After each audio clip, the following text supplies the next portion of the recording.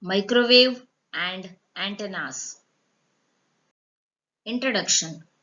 Microwave is a region in the electromagnetic wave spectrum in the frequency range from about 100 MHz to 300 GHz. This corresponds to a range of wavelengths from 30 cm to zero point 0.3 mm in free space.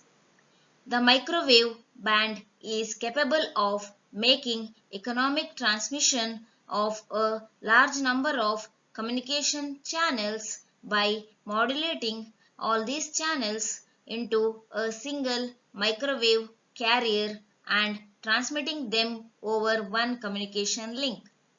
Because of very short wavelengths, microwaves are capable of almost freely propagating through the ionized layers in the atmosphere. This facilitates radio astronomic research of space and communication between the ground stations and space vehicles.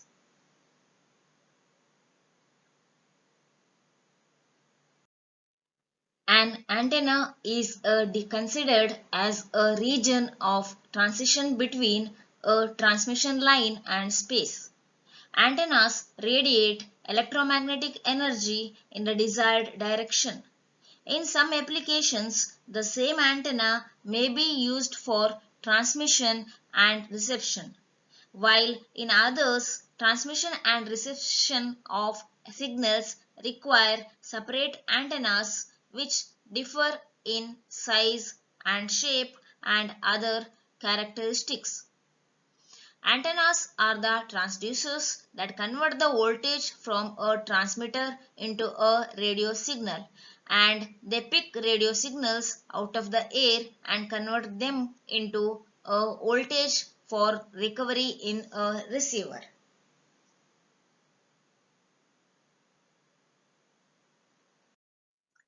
An antenna is a physical transmission device used to broadcast microwave transmissions between two or more locations. Microwaves are used in radar, radio transmission, cooking, and other applications. The short wavelengths of microwaves allow antennas for portable devices to be made very small, from 1 to 20 centimeters long, so microwave frequencies are widely used for wireless devices. High power microwave sources use specialized vacuum tubes to generate microwaves. Vacuum tubes include the magnetron, klystron, traveling wave tube. First part of the Module 1 describes klystron tube operation. Reflex klystron oscillator is a low-power microwave oscillator. Reflex klystron consists of an electron gun, a cathode filament, an anode cavity, and an electrode at the cathode potential. It provides low power and has low efficiency. The electron gun emits the electron beam which passes through the gap in the anode cavity. These electrons travel towards the repeller electrode, which is at high negative potential. Due to the high negative field, the electrons repel back to the anode cavity. In their return journey, the electrons give more energy to the gap and these oscillations are sustained. It is assumed that oscillations already exist in the tube and they are sustained by its operation. The electrons, while passing through the anode cavity, gain some velocity. Mechanism of oscillation. The cathode generates the electron beam. This beam is accelerated by the accelerating grid G. When the beam passes through the grid gap D, the electrons suffer either acceleration or deceleration depending on positive or negative half cycles of RF input applied. Thus, velocity modulation takes place. Let's consider any reference electron, say A, passes through the grid gap D, and if it experiences positive half cycle of input RF signal, its velocity increases, acceleration takes place. When the reference electron, say B, passes through the grid gap D, and if it experiences zero RF input signal, no velocity change occurs. When the electron, say C, passes through the grid gap D and it experiences negative half cycle of the RF input signal, its velocity decreases. All these velocity modulated electrons will be repelled back to cavity by repeller due to its negative potential.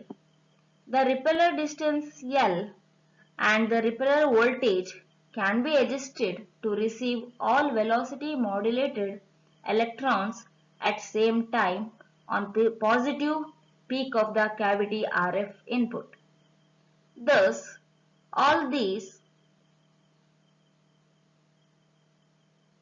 modulated electrons bunched together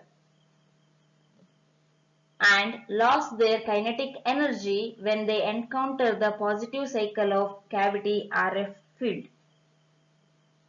When the bunching process occurs, the loss of kinetic energy is thus transferred to the cavity to conserve total power. If the power delivered by bunching process by the bunched electrons to cavity is greater than the power loss in cavity, the electromagnetic field amplitude at resonant frequency of cavity will increase to produce microwave oscillations. This RF power is given to load. When the power delivered by the bunching process by the electrons becomes equal to the total power loss in cavity system, a steady state microwave oscillations are generated at resonant frequency of cavity. The bunched electrons in a reflex klystron can deliver maximum power to the cavity at instant which corresponds to the positive peak of the RF cycle of the cavity oscillation. If T is the time period at the resonant frequency and T naught is the time taken by the reference electron to travel in the repelled space between entering the repelled space and returning to the cavity at positive peak voltage on formation of the bunch, then T naught is equal to N plus 3 by 4 into T, which is equal to N into T, where N is mode of oscillation, which is given by N plus 3 by 4, where N equal to 0, 1, 2, 3, etc. Thus, by adjusting repeller voltage for a given dimensions of the reflex klystron, the bunching can be made to occur at N equal to N plus 3 by 4 positive half cycle. According the mode of oscillation, is named as n equal to 3 by 4, 1 into 3 by 4, 2 into 3 by 4.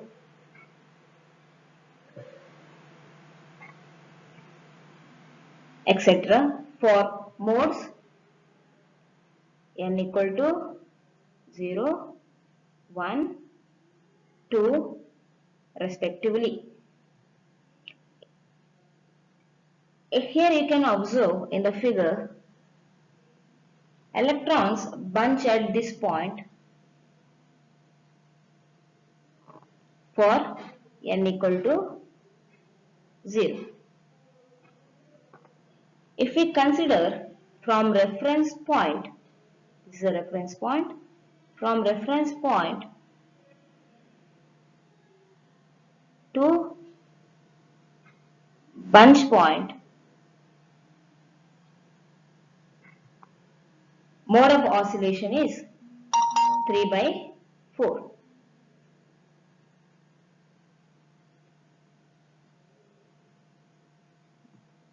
That is n equal to 0 plus 3 by 4. 3/4 of the one cycle. Similarly,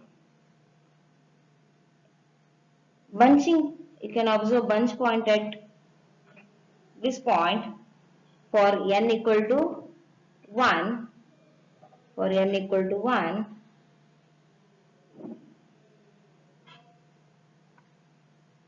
and from the reference point to the bunch point,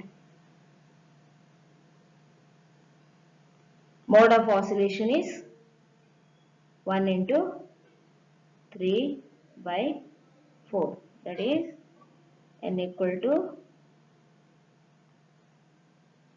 1 plus